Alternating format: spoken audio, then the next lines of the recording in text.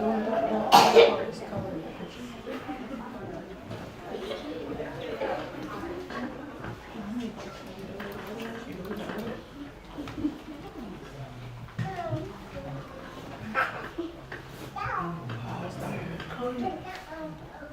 right, time to be quiet.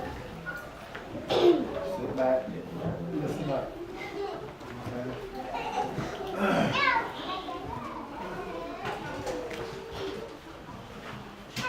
Shabbat shalom. Shabbat shalom. Shabbat shalom. Shabbat shalom. Shabbat shalom. Shabbat shalom. Beroki nefeshi et Yahweh, Weko karabi et shin karasho.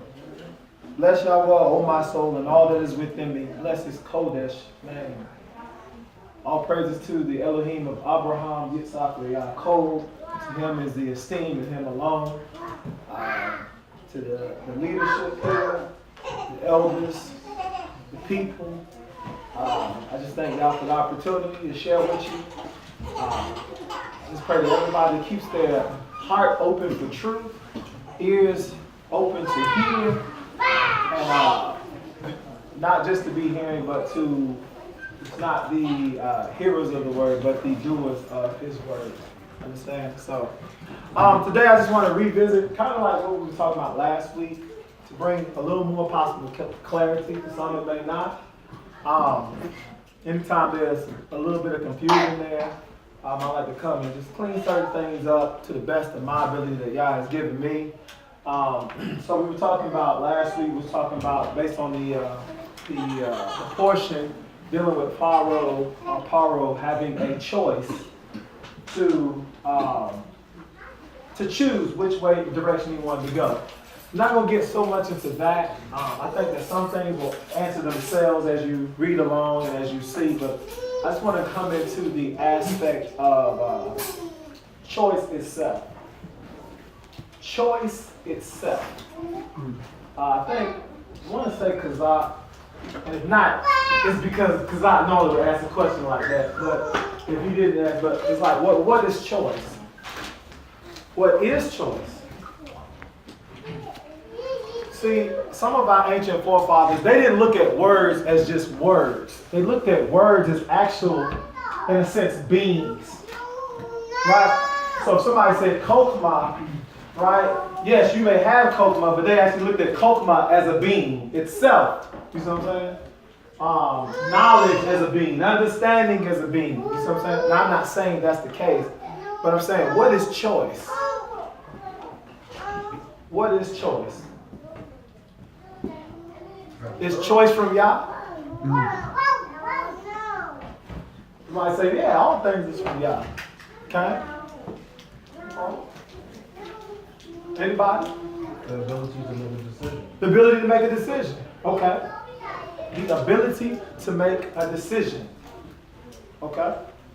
And I would add on to that and say choice is not from the Creator. It's not from the Creator. So what is not from the Creator? Choice. That's what I'll probably say. What's not from the Creator? What is not from the Creator? Okay. Anybody else? Does anybody here not have a choice? Everybody says they have a choice, right? You want to say something about it? The ability not, Yah gave us, come out of Mizraim and say choose. Choose life or choose death. Do not eat of this tree. Because that tree, neither is any tree. You have a choice to eat of any tree. So that says to me, he gave us the ability to make a choice. Okay. Now the question is, which choice do we choose? Do we choose life or do we choose death? Okay. All right. It's okay. It's okay. I see you. You said what is choice? Yeah. Options. Options. When options. Options. Absolutely. Absolutely. Go ahead. And based on what's okay. I follow my elders. Based on what Zokan said, said the options, the Creator didn't give options. Okay. Even when Hold on. Okay. Hold on. Stop. We'll come back. We'll come back. We're gonna come back. We're gonna revisit. I said that for a reason.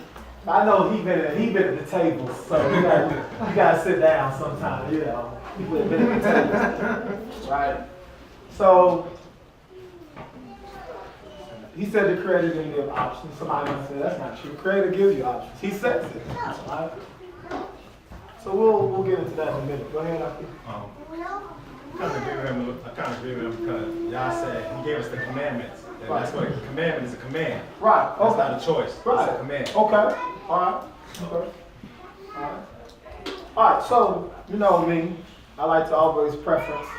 Most of the time, when I remember to preference where I'm going back on Yeshaya chapter 42 or 46, where Most High said to the Navi, he said, "I have shown you the end from what? The beginning." So I feel like all the answers are in the beginning. You know, you may not see it, but they're there. That's why Bereshit is a very complex book. It's deceptively simple in the words of Yahweh. It's only Yahweh thing. It's deceptively simple. You know, you like they just read out this is creation, so there's so much in there. Remember, years go on between these paragraphs. We just read it as a paragraph, but it's like years. My Abba said something to me. He said, "Son," he said, "tell me the two things that you see on people, on almost everybody's death stone, or what's it called, tombstone, right?" And then he said, "On there you only see two things normally. You see three things. You see a name," he said, "and then you see a date of beginning and a date of end." Right? So you see a date of beginning and a date of end. He said, "But what between all of that?" That's one. So the question might be is who's going to tell your story? And when they tell your story, what will your story sound like? Who's going to tell about all between those dates? It's important. So choice has everything to do with your story. Because your story is based on the what? Decisions that you make. Right? Or you don't make.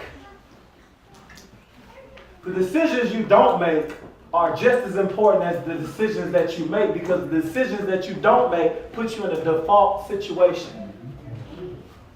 So now you get put into a default situation because you didn't make a decision / choice, right? Thought. So the word for choice you see in Hebrew is bichar, right? Bichar, bicharim, mibchar you'll see for choice. Bikar, then you'll see in the Paleo, it's a bet, Hetz, and a resh. Right? So just a quick breakdown. I ain't done it in a while, so I like to just get the juices going before we start reading. An aspect of what you might get from these three characters / letters of what choice may mean. Why this means choice, right? So the bet is the what? House. You know how we do, right? So the bet is the house. Alright? And other definitions for bet? And, Huh? and, End? E-N-D? no, I Oh, okay. I was like, alright. Like you taught me something new because I didn't know that. I just had to look that one up.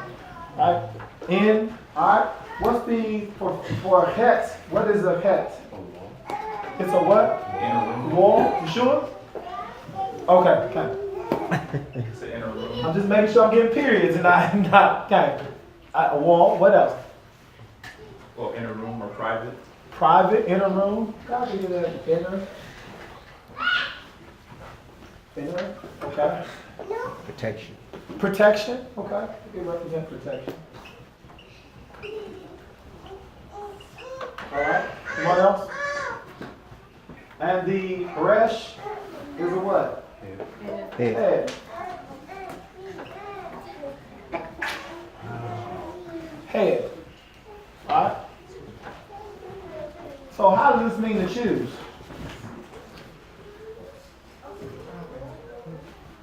House wall head.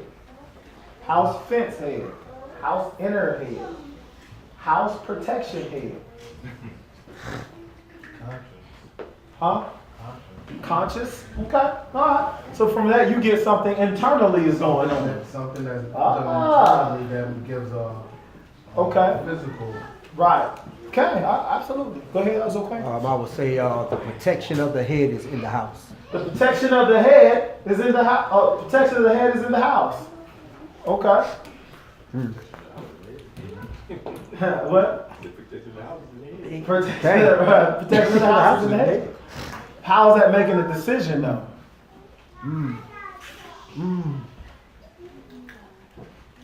These are our words, this is our language, this is ours. This was given to us.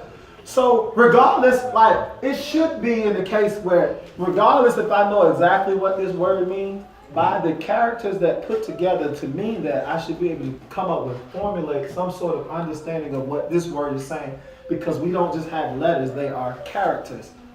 A in English does not mean apple. Okay? But Aleph means ox. Right? There's a separation in the head. Okay, there's a separation in the head. That would be a decision, right? Okay. Go ahead. So is it supposed to be in the order to which you have them up there? That's what I do. I always try to do it in the order. Even though the characters, the way they do in the gematria and stuff like that, the characters, how you arrange them wouldn't matter. If you get the same numerical value, they would say they all mean the same. That's what, that's the gematria. But I like to do them in order. Go ahead. Two sides of the head. Two sides of the head. Well, I would say you're double-minded. The house wall is the head. The what? The house wall is the head. The house wall is the head. Okay. That makes sense. You got to make your sense of that. Well, I can make sense of that. Well, you make sense of it. Okay. All right. You got a house, and then you got the wall of the house, which is around. But all of that is what protects, or what the head protects, or what protects the head. Right. Okay. Go ahead, that's okay.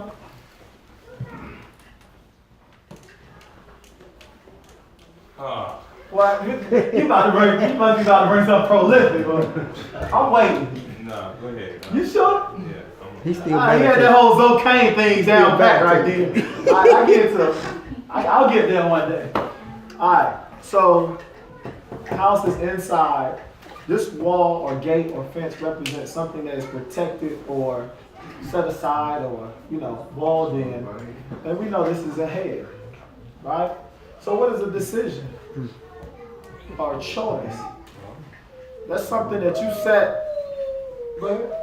I would say, in a way, so I'm kind of picturing it as it's the house, and within the house there's a gate or like a wall, and within that wall is the head. So it's like you're making a choice to keep that head separated, like protected, or if that makes sense. Now, this gets into Yara and all of that fear, right?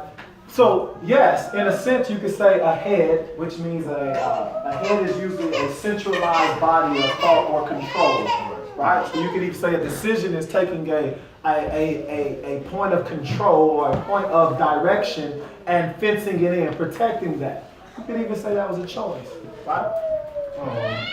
With the ability of a fence being able to open or close. Right. So inside the house, the house is basically the protection itself. Okay. So you look at it from that perspective. There's also been something that's done internally that opens the opportunity or closes the opportunity in your head. Right. Okay. Absolutely. Go ahead, Iman, and I'm gonna move on. I just want to get those juices going so we can kind of start to pay attention to what we're calling things. Right? Go ahead, Iman. Oh, Iman. She done like that. I was like, she ready. My turn. Slick out here. Slick out. Now I know. Alright? Knowing is half the battle. Alright? Alright, so let's go back to the beginning. Let's go to Bereshit, right? Bereshit chapter 2.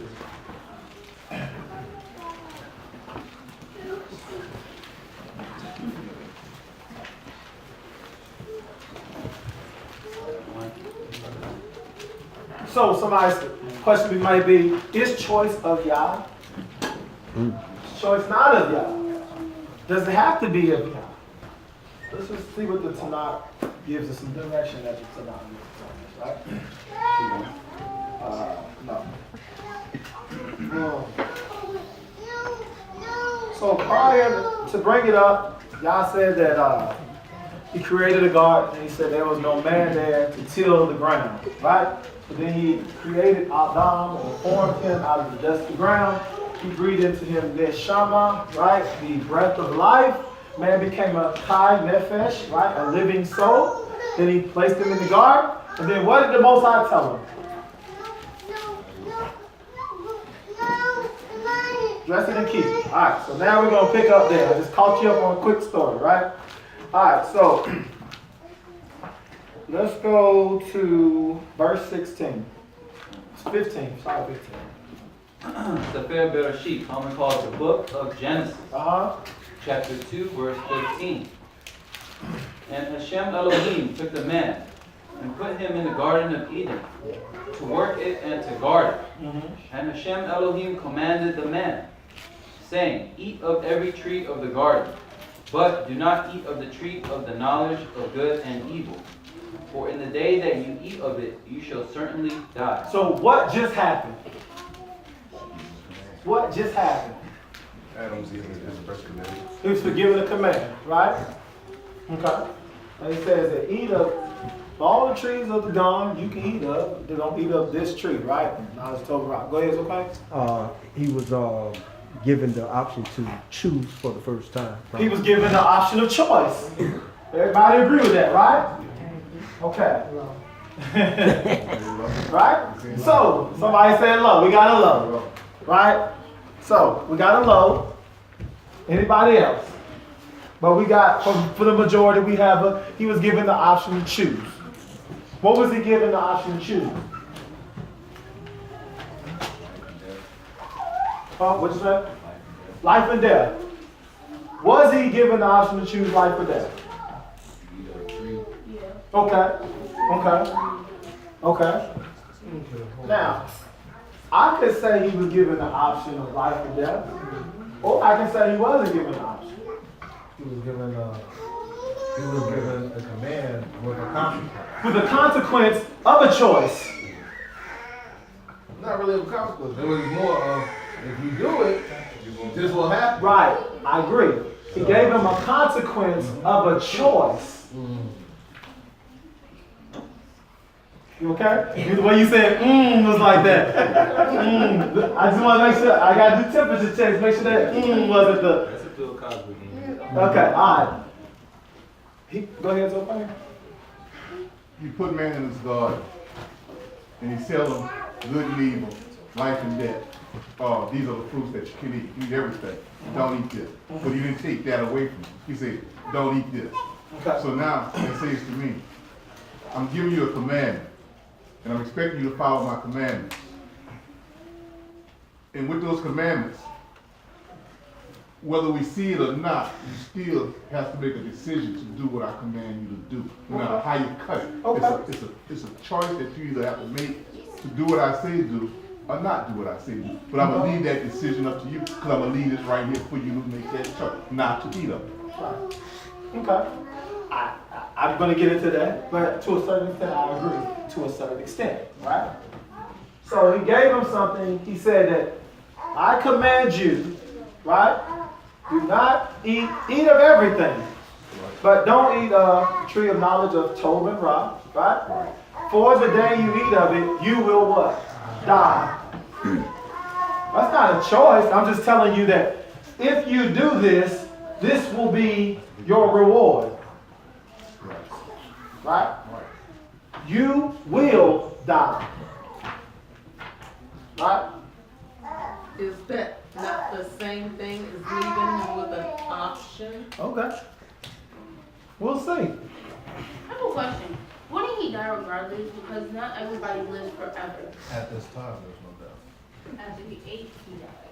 But before they lived 930. I don't know what would have happened to him. I don't know what would have happened to him. There was no definite number of a man living. He could have lived a certain age and then transcended. I don't know. Prior to that. That's information. The Torah is silent on that. So I remain silent on that, as my elder would say. So I don't know. I just know that obviously that wasn't what would happen, because he said the day you eat of it, that'll be your end. That you know, death will come to you. All right. So somebody says we left the option. Go ahead, Doc. I can say this, or we can say this from reading the Torah. We don't know, but we do know that everlasting life was restricted after that. Can. Absolutely. So for those who are thinking that man initially had everlasting life, that's a statement that's not necessarily accurate because we know that it was restrained from him after the act. And how would you know that? Go ahead, man. Somebody say that can be also the end of your perfection. Absolutely. Death, which is where death comes from. So, in essence, that's something that it was very key what Iman said. Death would come, right? But initially, we don't read that he was given a choice, right? Not to say that he wasn't built with choice. Why? The scripture says, Dawid said that we are made what? In his image, but it says we are made a little lower than the Malachim. A little lower than the Malachim, right? Which means that the animals would be made how? A little lower than us. What separates us from the animals? Choice. Free will. You mean an animal can't choose whether to eat this or that? They say, well, I'm going to eat a hyena today, and tomorrow I'm going to eat this. You sure animals don't have choice? Like, I want to eat these berries today. I'm going to eat blueberries today. And there's some cherries over there I'm going to get into.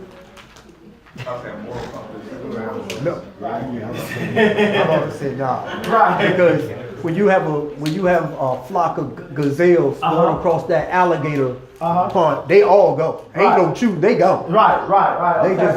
They just gone. And they know the danger that's there. Just and they see where still you're coming from. Just see how you're thinking, right? The reality is animals don't have a progression. We have the ability to create, to build, and to progress. I always asked the brother one time, I said, you don't think that Shlomo would have AC in his house if they had that then? You know? If you study the methods they were using for cooling themselves, they probably would have threw some AC units in there and cooled their whole unit. Progression. But a beaver, on the other hand, what does a beaver do? Has it ever stopped building dams? Has a bird ever stopped living in nests? Still makes a nest and puts his egg. It does the same thing throughout time. It doesn't have a progression.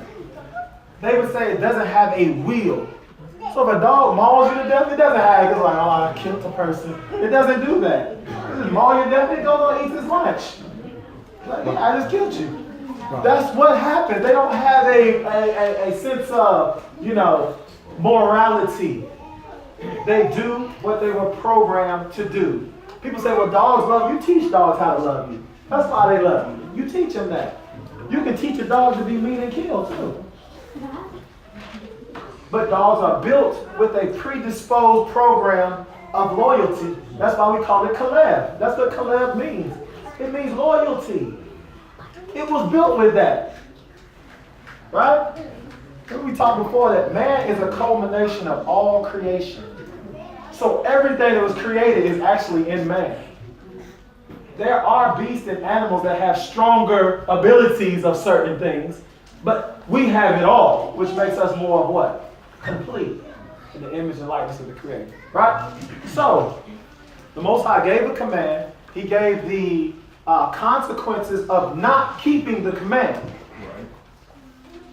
So then where would choice come in at?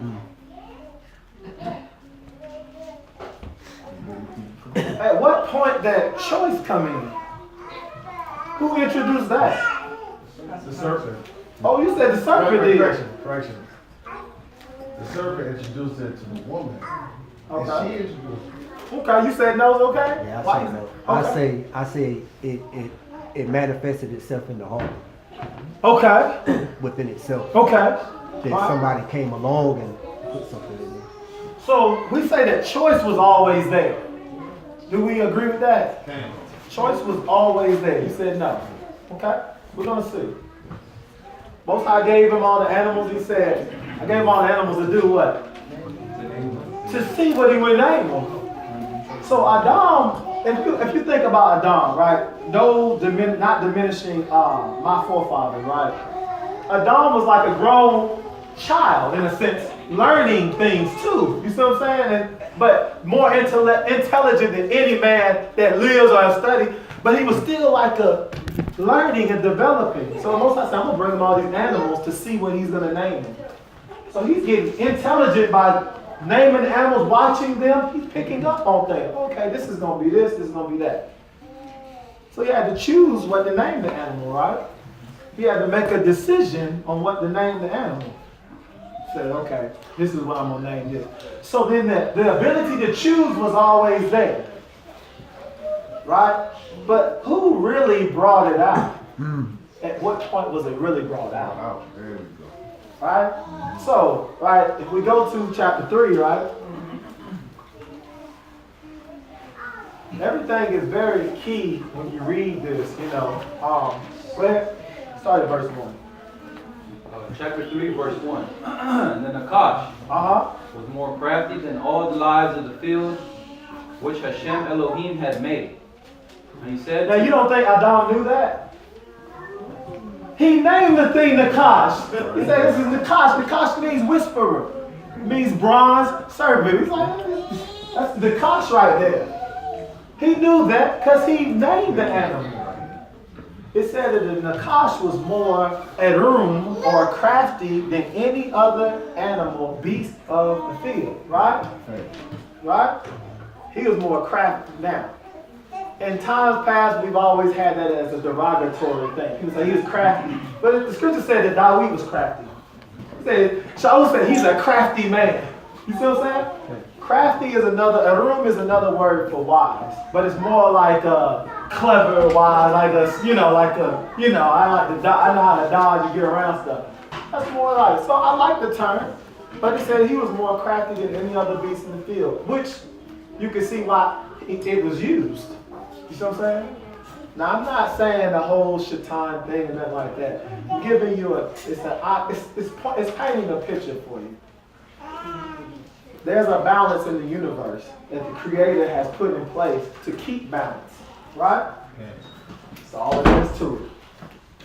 There's nothing that is against Yah that only works for Yah. You see what I'm saying? No matter what department whatever malak it works. Whatever department it works in, it works for Yah. Yah is in total control of all things. And he assigns a position, and he lets whatever malak do whatever they do, that's what they do. So when he talked to Mitzrayim, he said, I'm going to send the destroyer will come. It didn't say the death angels, it said the destroyer. That's what it says in the Greek. Whatever that is, that's its job.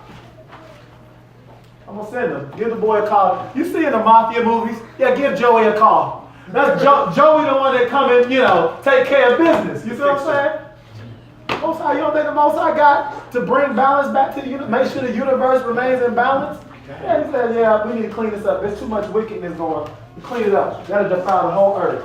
The whole earth will be defiled. What did he say? Man's heart is only what? Continually evil, filled with violence. I got to clean it up. That person is called a cleaner or a fixer. A cleaner or fixer. That's what they call them. Right? So, keep reading that, Toshi. And he said to the woman, is it true that Elohim has said, do not eat of every tree of the garden?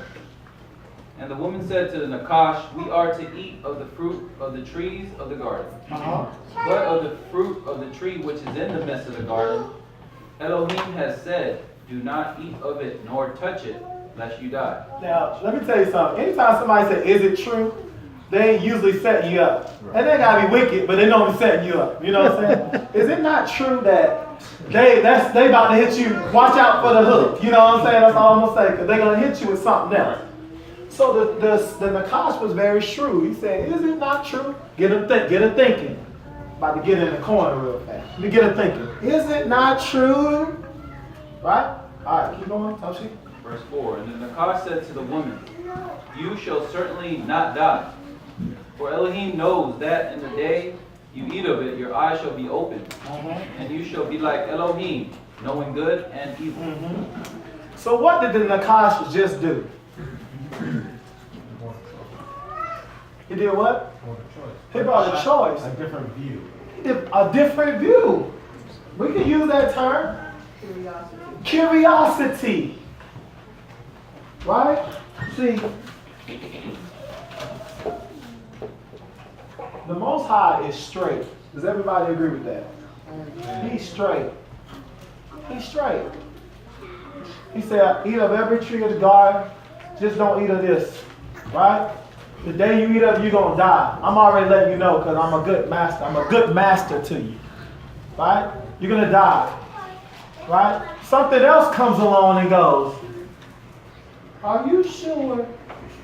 No. He knows that if you eat of it, you're going to be like him. This is choice. That's choice. Choice says you can go this way, you can go that way. And it creates another option. What was the option before this was introduced? There wasn't no option. He didn't say, the Most High didn't say, hey, don't eat of this, Adam, because when you eat of it, it's going to give you knowledge of what's evil. And so he just said, don't eat of it. Anything you eat of it, you're going to die. I know the result of that. I'm not going to do no whole bunch. But this Nakash comes and says, no. That's not going to happen. This is actually going to happen. So now you meet that fork in the road. Now you meet the fork in the road. Now notice I didn't do it like this. You see what I'm saying?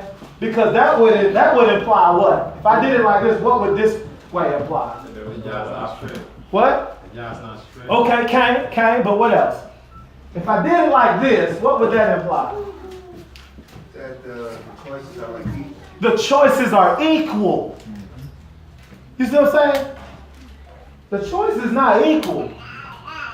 But the Nakash, even the way he presented it wasn't equal. He's like, you're going to be like Most High. That's totally like going in another direction. And he said, you shall surely what?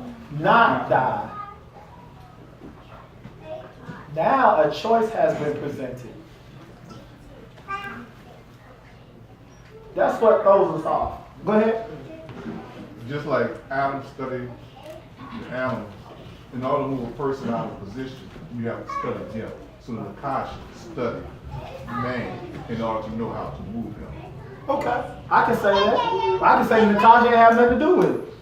I can say the Nakash was trained like people train monkeys to fly spaceships. And somebody put it in the Nakash, said, go talk to him like that. You can train animals to do whatever now. I could. I'm not saying because I wasn't there. I wasn't sitting in like the back seat or nothing like that. You know what I'm saying? I'm just throwing thoughts out there. But the point is that choice came on the scene. So, we're going to move on. But choice is choice. I like that answer. Choice is choice. Go ahead. What did you say that Adam was? You said he was something about child, like a...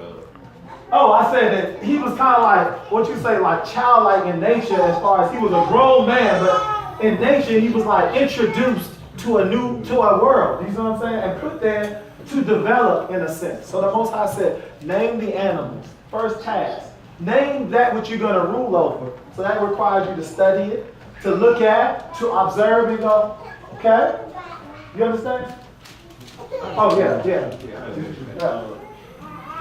It's a paradox in the whole Nakash thing, but we never talk about that.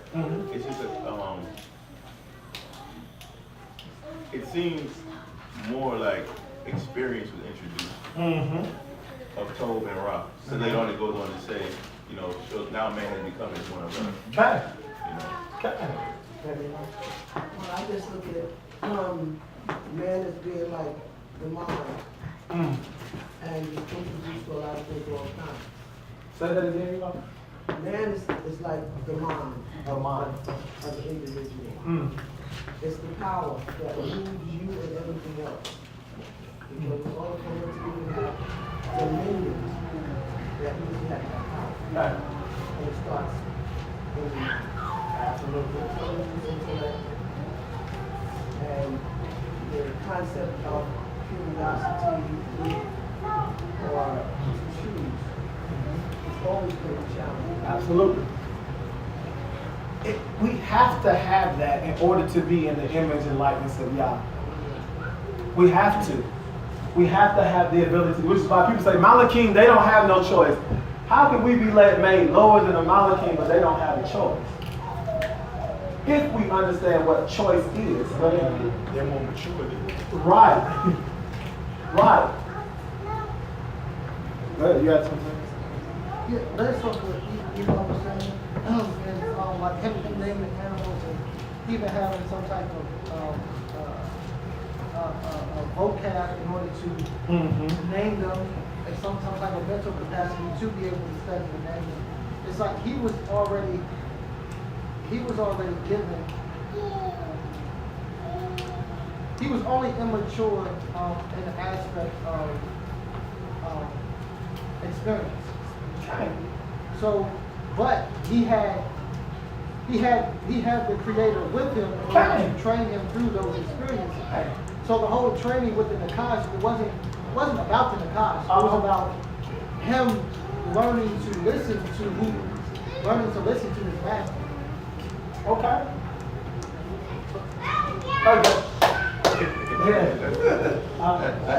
That was really good. You teach children, right? Okay. Words don't teach.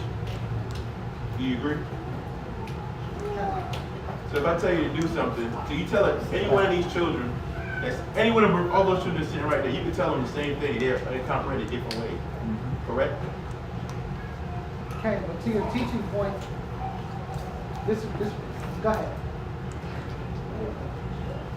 You know, I just want everybody to kind of get a picture. You're a new being. You have what we consider knowledge, wisdom, and understanding. But what is that to you? Name them whatever you want. You start calling these things, state whatever names you give them. But you have no experience. You're just naming them. So even to your point, perfection comes through experiences. You understand what I'm saying? We're being perfected right now by going through good and evil situations, or what we consider good and evil situations. Everything else that we could put on Adam, like, well, if he didn't do this, the Most High was there, and so on and so forth. We're making that up. But we can say, based on existential, what exists today, is you're getting closer to the Most High by going through the things that you're going through now. Or not. You following me? So everything else, you're making it up. Well, if Adam wouldn't have did that, then he would have did. How do you know that? Well, the Most High was there and said, was that right? The Most High loves you so much that He allows you to experience what we call good or evil. But He tells you not to. His love is in telling you which way to go, and then He lets you go. So if I give you, it's kind of like GPS. If I give you the directions to get to a place, right, but you detour, was it the GPS that led you on that detour, or was it you? It was you. But then I can come back and tell you later, don't go that way. I've experienced it. You don't have to do that. But I don't need to. That's a waste of gas. Just go the way He told me to go. Alright, I'm gonna keep moving. Some of the things are gonna come out as we keep going, right? So let's go to Dabarim, right? Dabarim chapter 30. The Most High is consistent. That's why He said, I don't change. He's consistent, right? So He has a way of doing things, and He stays consistent. That way you can't ever accuse Him of going, you said this one day, you said, I was all over. No, I'm consistent. I'm consistent, right? I gave you the way. I always teach you the way. Right? Alright, this is in the ordinances, right? So let's start at verse 11. Sefer Devarim, commonly called the book of Deuteronomy. Now this is Moshe speaking, right? Being the mouth of Yah, he's speaking. Let's see what he tells us. Devarim, chapter 30, verse 11. For this commandment, which I am commanding you today, it is not too hard for you, nor is it far off. It is not in the heavens to say, who shall ascend into the heavens for us, and bring it to us, and cause us to hear it, so that we do it? Nor is it beyond the sea to say, who shall go over the sea for us, and bring it to us, and cause us to hear it? so that we do it. For the word is very near you, in your mouth and in your heart, to do it. See, I have set before you today life and good, and death and evil. And that I am commanding you today to love Yahweh your Elohim, to walk in his ways, and to guard his commands, and his laws and his right rulings. And you shall live and increase. And Yahweh your Elohim shall bless you in the land which you go to possess. But if your heart turns away, and you do not obey, and shall be drawn away, and shall bow down to other mighty ones and serve them, I have declared to you today that you shall certainly perish. You shall not prolong your days in the land which you are passing over the Jordan to enter and possess. I have called the heavens and the earth as witnesses today against you. I have set before you life and death, the blessing and the curse. Therefore you shall choose life, so that you live, both you and your seed. Right? So now we have a consistency of, he says, I set before you today what? Or what? Right? So now there's a choice, because the choice has already been presented now. Now we have an alternate road, right? We do have an alternate route that you can go, right? So he says, I set before you life and good, or curses and evil, right?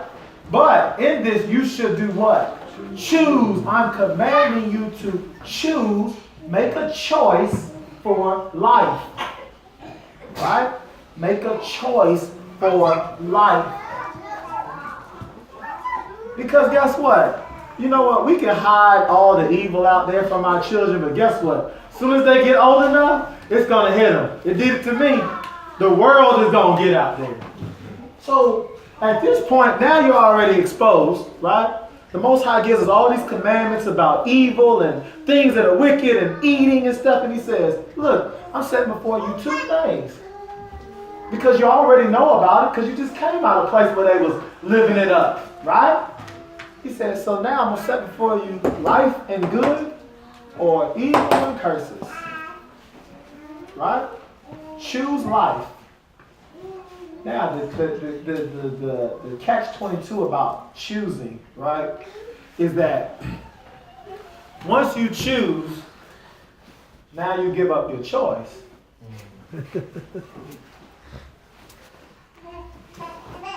I got that? Once you choose, choice should be thrown out from that point. If we call ourselves servants of the Most High, as He has called us, does a servant run around making choices and stuff? Well, I don't know if I want to do that this morning, right? I don't think I want to do what the Master says. No. The servant is obedient to the Master. Right? So, once you make a choice, you should probably get rid of choice and say, so if I say, how many here, have a choice whether they want to serve y'all or not? Having the choice can be dangerous. Say, well, yeah, I got the choice. Or you can say, I don't have a choice. I've already made my choice. So there is no, at this point, I have erased this opposite, that alternate. There is no alternate route here. There's only straight. Go ahead, Iman. That's more like saying that's the things of your imagination. Right. And look, this imagination only leads you to a dead end. So it wasn't real because it didn't lead you to where you needed to go. It may have felt good going, but when you got to the end, you was like, I didn't reach Daddy's house. I didn't make it to Mama's house. There's only one way. Right? Go ahead, Aki. So this was based off the portion of Wayarah when Pharaoh was presented by Most High of Moshe and Aharon, them going to him and saying, let my people go, which is a commandment from the Most High. So you're saying that Pharaoh really didn't have a choice but had to go ahead and allow the people to go because the Most High said so. But for him to say, I'm Pharaoh, now he's in a situation to make that choice. The Most High, he made a choice. When the first time Moshe came to Pharaoh, did it say that Yah strengthened his heart? Okay. What did it say? Yeah. He did it himself. Okay. See what I'm saying? The first time he did it himself. So now he made a choice. There wasn't no turning back from that. Now the Most High just did what? The Most High said, okay, since you made a choice, guess what? I'm gonna play these numbers right now. Boom, boom, boom, boom, boom. Now because now the Most High is just. A man had to be given a chance to make a choice because he told us that when we go into another nation, right, what are we to do first? No. I mean, when we go to a nation in the aspect of war, what are we to do first? Make peace. We're supposed to try to make shalom first. The first thing we have to do is try to make peace with a nation before we go to war with them. That's commanded. The only nations we wasn't trying to make peace with was the Canaanite nations that were in the land we were. Outside of that, the Creator said, always offer them peace. So Moshe came to him and said, look, let me go in the wilderness 3 days. Now Moshe now this is another question to ask yourself. They knew they wasn't coming back. Why would they say, let us go 3 days in the wilderness and we feast to Yah as if they're coming back? So that was crafty within itself because all they were doing was trying to get out of there. You're kind of like, yeah, let me just go over here and you never coming back, right? So that was crafty within itself. But Pharaoh made a choice, and then from that point, he didn't have a choice. From that, the Most High was plucking them keys. You know what I'm saying? As he said, in a sense, you can say manipulating the mind. You can say however you want to say it. He made his choice. So at that point, the Most High said, I'm going to use this vessel. Since he's wicked, I'm going to make my name great now. Go ahead, Hakeem. Right there. So in essence, what you're really saying is understanding that Pharaoh already looked at himself as God. And you have the Most High God saying, no, I am the real deal. Right. So I'm going to give you an opportunity to bow down before me to acknowledge that I am the superior in the situation. Right. And his ego, his heart, laid, whatever you want to say, was so strengthened.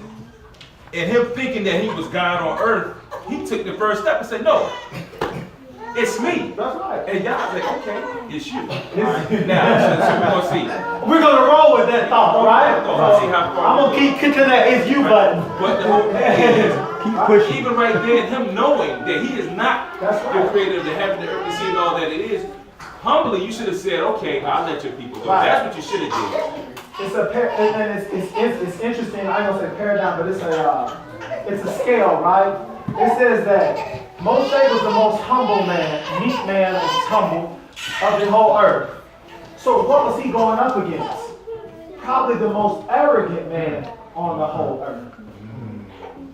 Who would be so arrogant that you watching your people die and you literally watching Elohim killed and pour on y'all and go, nah, we ain't letting y'all go. What kind of man was that? Who bore him? I'll have to ask. Who bore this guy? Even his own counsel was like, yo, don't you see Egypt is destroyed? They probably had bug bites and everything. Don't you see Egypt is destroyed? He's like, nah. You go out, just leave your women here, you go out. You know, what kind of man were we dealing with? So now we're reading something extremes of both directions. We're reading extremes of humility to a man who Elohim is telling him to go and free your people. He's going, I'm not the guy. Now let Zocane do it. He's better. It's almost like too humble. And then you got a man who's just saying, hey, I am the first and the last. I'm the olive and the top, the beginning and the end. I am the morning star. No, you can't. And somehow we're going to still beat you. Even though our water is defiled, our animals are destroyed, our crops have been eaten by bugs. You see what I'm saying? But he still was in his mode. So we're dealing with two different extremes. Right? Ain't that interesting? And it's almost like, it's funny because they're like the same people. They're both king. It's like, it's very interesting. It's a very interesting, when you put a little more deeper thought into it. That lets us know belief is a strong thing. Absolutely.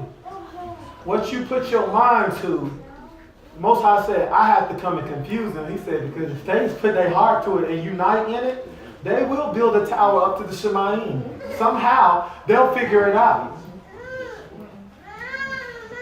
Why couldn't you? We say, well, we can't.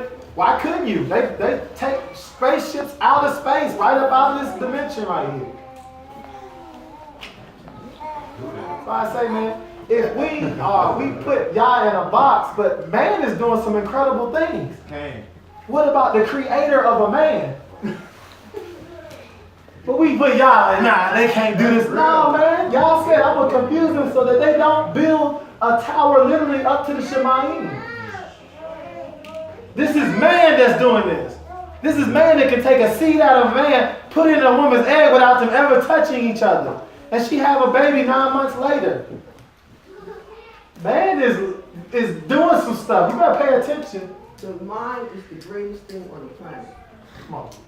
Because it was made in the image of God. And okay. She said it. You know that if somebody cuts your brain open, they can shock your brain and you won't feel it. But something on your body will respond to that. The brain has no nerves and no feeling to it.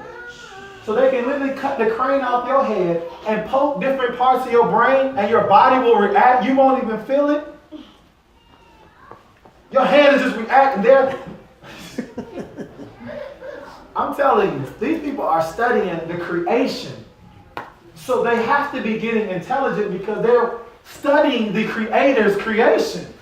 So if we believe him to be the divine, the supreme intellect of the universe, and you're studying his work, how could you not get smart? That's how they learn how to mix things and stuff and make things happen. Now, it may be a perversion, but guess what? They're still figuring it out. And guess what? My used to tell me, they're trying to peel back the ozone layer. I don't even know how they're doing stuff like that. They're doing things. Yeah, they're doing things. The firmament is what I would call it. They're trying to figure out how to peel back the firmament. That's deep, man. And things have been happening in nature because I don't even know what kind of math or what you do to even figure out something like that. But they're in these books. They into Yah's creation. Alright?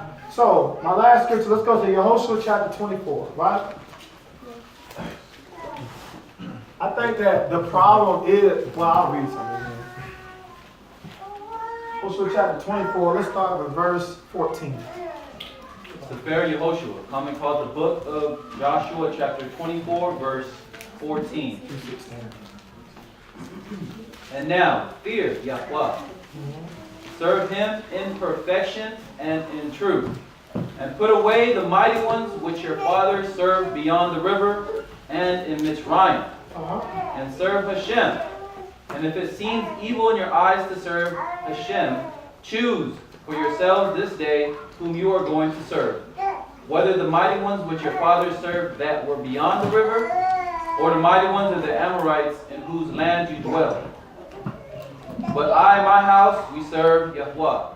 And the people answered and said, far be it from us to forsake Yahweh to serve other mighty ones. Okay, so Yehoshua took a stance and he said, I don't have no choice. And neither does my house. My house don't have no choice. Sometimes the thing that is the solution is the problem. He said, my house don't have no choice. This is what we do. We will serve Yah. That's why I say make a choice and then stand with the choice. Then get rid of the choice. He don't like lukewarm. He like hot or cold. Either you hot or you cold. Down there when you had that lukewarm, that's what we kind of like. When you deal with moisture, lukewarm conditions, that's where the pestilence is the well of. Anybody ever had roaches before? You know they love muggy areas with slight moisture. Y'all don't like that. Hot or cold. You're going to be hot or cold. Make your choice and stand by the choice. Throw away the choice after that. Hey, me and my house, we will serve Yah. I just want to read something. I read it a few years ago when I initially did this lesson. I had a PowerPoint, but I lost it with some images and stuff on it. This is what Don Malott was asking me about to read last week, but I just want everybody to hear this, right? This is by a man named Joseph Lumpkins, I quote, right? He says, both men and Malachim were given the highest gift in the universe, that of free will. We have the power of choice. Evil resides within the problem of choice. It is free will that convinces us, or convicts us, excuse me. We are guilty of being evil because we can choose good. Free will is the very foundation of love and the cornerstone of evil. So it's the foundation of love, but it's the cornerstone of evil. So, you may have got something from it or not, but I got something from it. Is that is the gift. Anybody who loves you, that you can't imprison them if you love them. You have to allow them to choose. If you're married to a wife, you can't make her do things. You have to allow her to choose to follow you or to choose to. And in that is the very gift of love which Yah gives every man.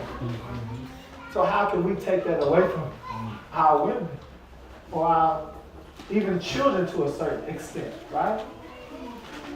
Choice is the gift of Yah. Free will is the gift of Yah. That's all it is to it. But, like the Most High said, when you are free, he says, when you let that servant free, he said, if he finds it good to remain with you, you mark him, and he stays in your house forever. So, my thought would be is that we need to choose Yah and then stay in his house forever. You understand? So choice can be real tricky. It can be, but I think that sometimes we got too many options. You ever gave a child too many options before?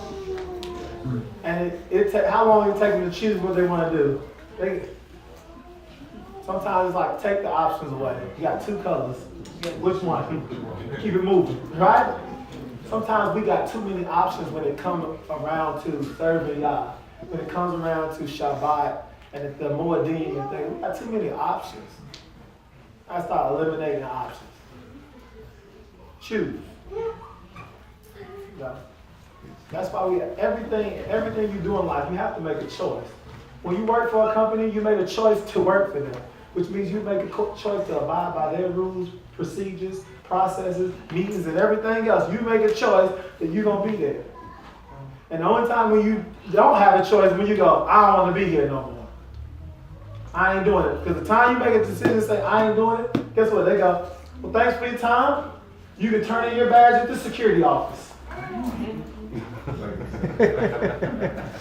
Oh, you go give it to Azaria. Who's that? You say he's on security? Go give it to my kid. You know what I'm saying? So, also, when you look at those choices that we have, we don't want to choose with our emotions. Because our emotions are the biggest liars. They tell you what you want to hear and they make you feel what you want to hear. They sure do. But it doesn't make it correct. Okay. Absolutely. Choose wisely. Choose wisely. So I hope that brings some sort of clarity to choice, decisions. That's just the gift of Yah. He gives a man to choose.